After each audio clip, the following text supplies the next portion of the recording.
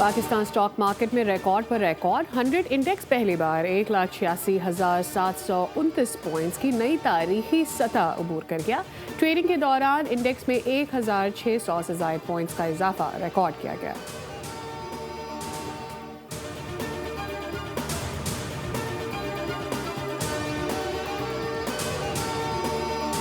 पंजाब, खैबर पख्तूनख्वा और सिंध के मुख्तलिफ इलाकों में धुंध के डेरे, कौमी शाहराहों और मोटरवेज ट्रैफिक की रवानी मुतासिर। मोटरवे M1 बुरहान ता पेशावर तक शदीद धुंध के बाइस बंद। स्वात एक्सप्रेस वे कर्नल शेर खान इंटरचेंज से काटलिंग तक बंद। सक्खर शहर और गिरदोनवा में भी शदीद धुंध का राज। चारों सूबों में खून जमा देने वाली सर्दी का इम्कान। नेशनल डिजास्टर मैनेजमेंट अथॉरिटी ने अलर्ट जारी कर दिया।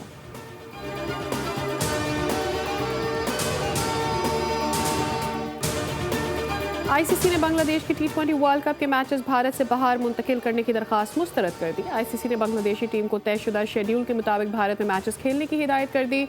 मुस्तफिजुर रहमान को इंतहा पसंद हिंदुओं की जानिब से धमकियों के बाद इंडियन प्रीमियर लीग से निकाल दिया गया था, जिसके बाद बांग्लादेश ने वर्ल्ड कप के अपने मैचेस भारत से मुंतकिल करने की दरख्वास्त की थी।